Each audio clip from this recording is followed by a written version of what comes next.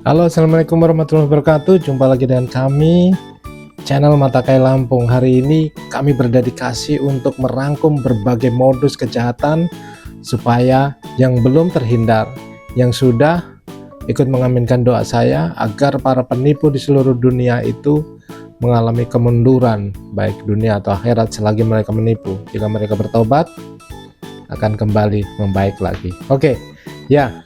Jadi berbagai modus telah kita rangkum manfaatnya supaya teman-teman semua bisa terhindar. Bagi yang belum kena, belum pernah mendengar, dan yang sudah kena mudah-mudahan bisa ikhlas dan segera mengangkat tangan supaya sang penipu dimanapun berada tidak akan mendapatkan keberkahan dalam hidupnya. Oke, cek video berikutnya.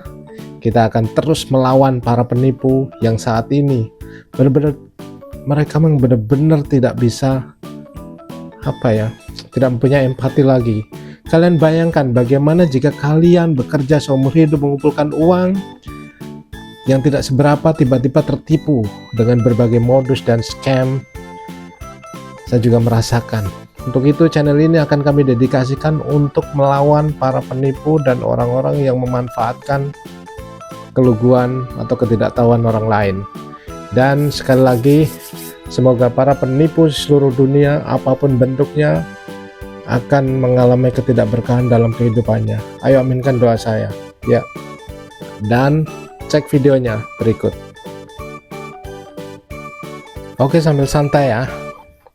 Gue akan ketengahkan sebuah modus yang benar-benar sudah gue lakukan dan memang ini bermanfaat dan mencegah, dan ternyata benar-benar mencegah.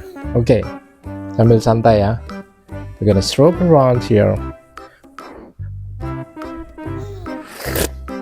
Wow, ini modus ini benar-benar gue alami sendiri, dan itu berada di medio yang tidak jauh dari tahun ini, kurang lebih 2 tahun yang lalu ya, 2023. Oke.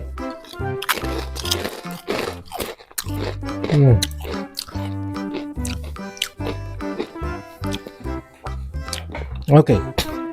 Modus ini adalah modus yang menyasar warung-warung yang kelihatan sibuk, sudah mulai berkembang dalam kehidupan sehari-hari. Katakanlah sebuah warung berjualan kelontongan yang benar-benar sibuk melayani pembeli. Ini benar-benar saya alami, ya katakanlah Bu A. Saya dulu pernah, istilahnya dengan Bu A ini punya hubungan baik karena saya kebetulan sebagai seorang mantri diberikan rumah untuk kita tinggali, untuk kita melakukan pelayanan perobatan di kampung ya. Beliau memiliki warung yang besar dan sibuk. Kebetulan saya dengan kebaikannya dibolehkan praktek di situ. Oke, singkat cerita hubungan baik kami berlangsung dengan baik dan keluarga mereka ya, dari Bu A tadi dan keluarganya. Kita sering membantu ketika mereka sakit dan bermacam-macam kebaikan, hingga suatu saat saya sudah tidak berada di tempat beliau lagi, kembali ke tempat asal saya untuk berpraktek di tempat saya sendiri ya. Karena itu pengalaman magang ya. Jadi ketika itu mereka sering berkonsultasi minta bantuan kita. Oke, jadi singkat cerita seperti ini. Jadi suatu saat ketika Bu A datang ke tempat saya untuk berobatkan anaknya, dia konsultasi juga. Pak, kemarin itu tiba-tiba ada datang ini Pak, seorang penjual madu keliling. Penjual madu keliling itu ya singkat cerita menjajakan di tempat kami, di tempat saya lah. Banyak tetangga kanan kiri datang juga. Oke. Dan madu itu satu botolnya dihargai cuma 70.000. Wow, satu botol itu biasanya orang madu keliling akan gengsi menjual segitu ya. Biasanya harganya kisaran 150-an. Oke. Dan tukang madu tadi sesumbar bahwasanya dia mampu menyediakan puluhan ton. Puluhan kintal lah maksudnya. Kintal-kintalan. Ya, pada waktu itu. Oke, dia menjual. Saya tahu modusnya. Biasanya yang menjadikan sampel akan madu yang asli. Oke, anggaplah akhirnya singkat cerita Bu A membeli madu tersebut dan untuk keluarganya, dan memang benar madu itu asli ya. Tapi masih ada clue yang saya pegang. Dia bisa menyiapkan kintalan, sementara kalau dia cuman pemburu madu lokal nggak akan mungkin bisa mendapatkan kintal-kintalan madu. Itu tanda tanya berikutnya. Oke, singkat cerita, jadi kemudian Bu A melanjutkan konsultasinya ke saya. Nah, setelah masalahnya, Pak, kemarin itu ada yang datang tiba-tiba di warung saya itu, mobil Avanza hitam berhenti, orangnya perlente, kemudian turun dan bertanya, Bu, di sini ada jualan madu nggak, Bu? 1 minggu setelah Bu A bertransaksi madu dengan penjual penjajah yang berjalan tadi itu, dan dia bersesumbar bisa menyiapkan beberapa kintal, seminggu kemudian datang mobil Avanza, orang perlente berkata, kami punya perusahaan madu saat ini datang ke kampung-kampung mau mencari sumber daya madu yang bisa kami jadikan untuk suplai perusahaan kami. Oh my god, 1 point. 1 poin kemudian, ibu itu kemudian berkata, kalau untuk saat ini belum ada, Pak, tapi kalau Bapak memang mau pesan banyak, kami bisa menyiapkan, katanya. Tarang, this is really wondering why that I won't talk to you. It was a cheating. Maksudnya penipuannya ada di sini. Maaf ya.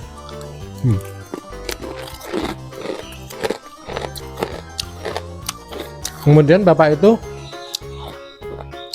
langsung, oke, kalau memang ada deal, saya pesen 1 kintal madu.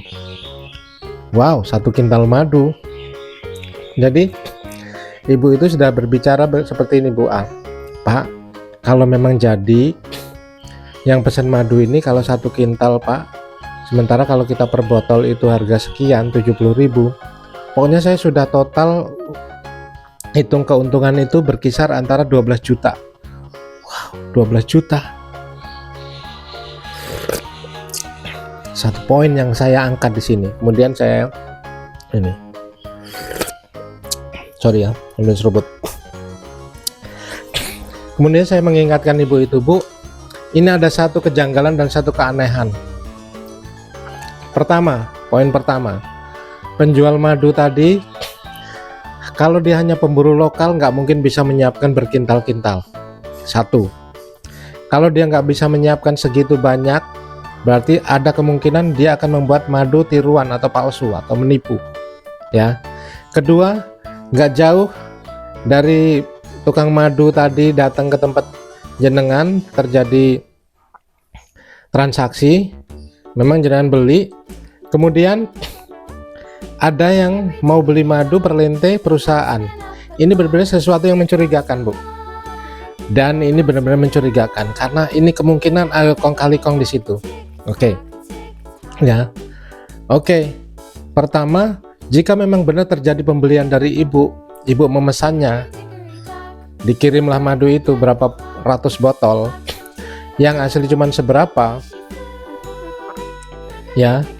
Ibu order kan, karena tadi mengacu pada pembeli kedua yang akan membeli sebanyak pun, ibu langsung menyiapkan order ke orang pertama tadi. Apa yang terjadi, Bu?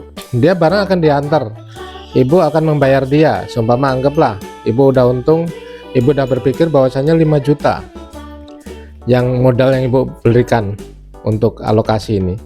Kemudian jika orang kedua tidak datang ketika ibu sudah order, apa ibu mau mandi madu? Di situ trik dan penipuannya, Bu. Jadi alhamdulillah ibu itu kemudian agak sadar dan berpikir, ibu A tadi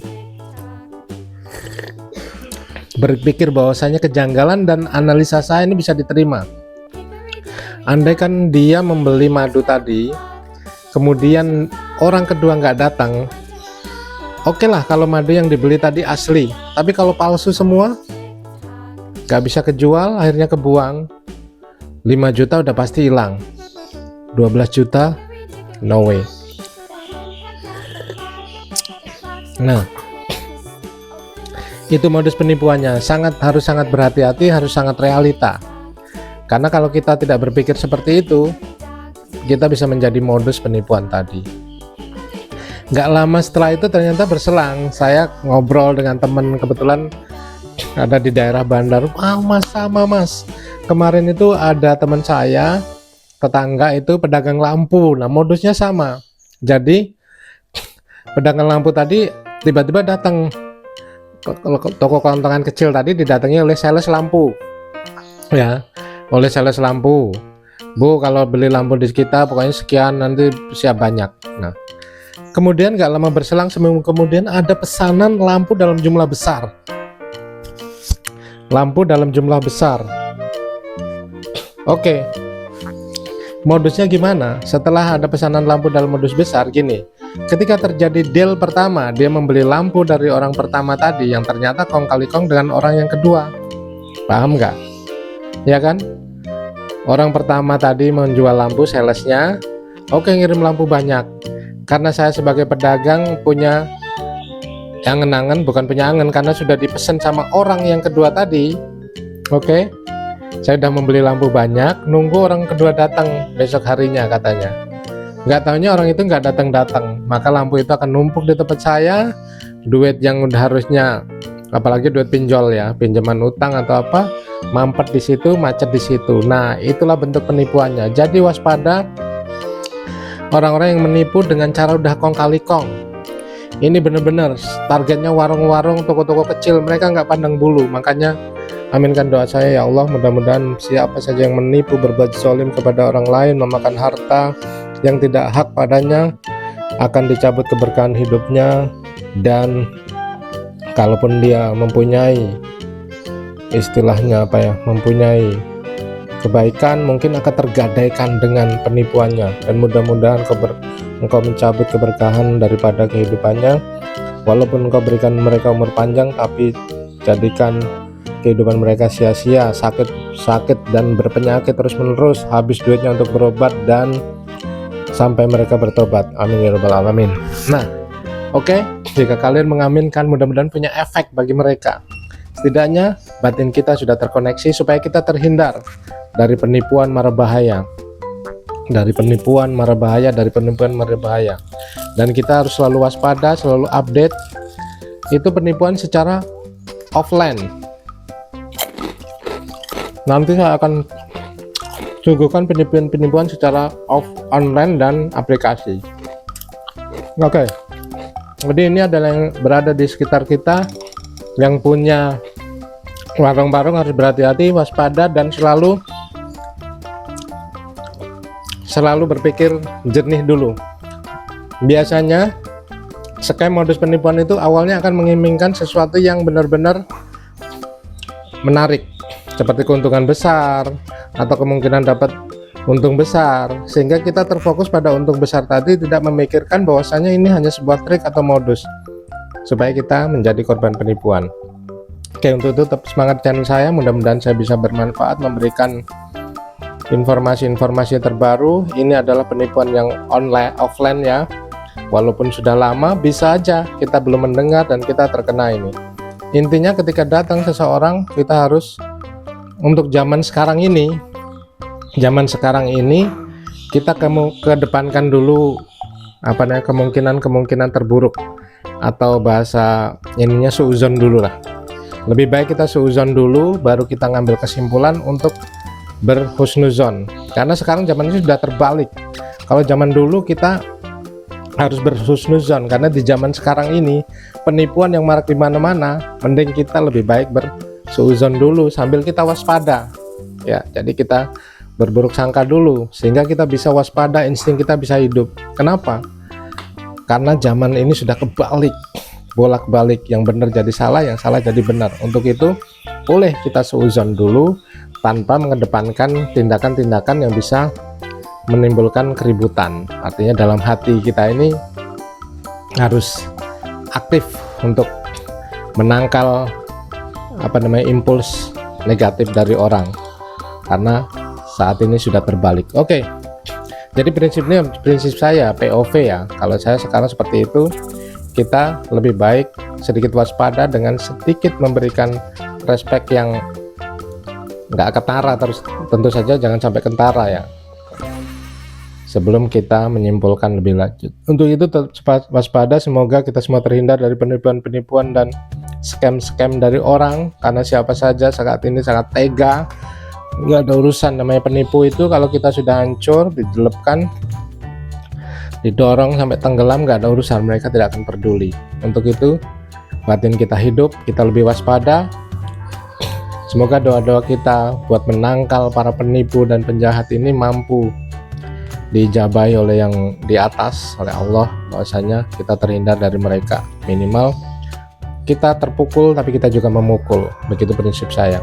Kalau kita suatu saat tertipu, kita juga bisa minta trik supaya penipu tadi merasakan dampaknya yang secara signifikan. Oke, terima kasih atas perhatiannya, tetap semangat di channel saya, jangan lupa like, komen, dan subscribe. Akan saya koleksi berbagai modus penipuan yang akan kami persembahkan di channel ini, mudah-mudahan bermanfaat. Saya Eri, wassalamualaikum warahmatullahi wabarakatuh.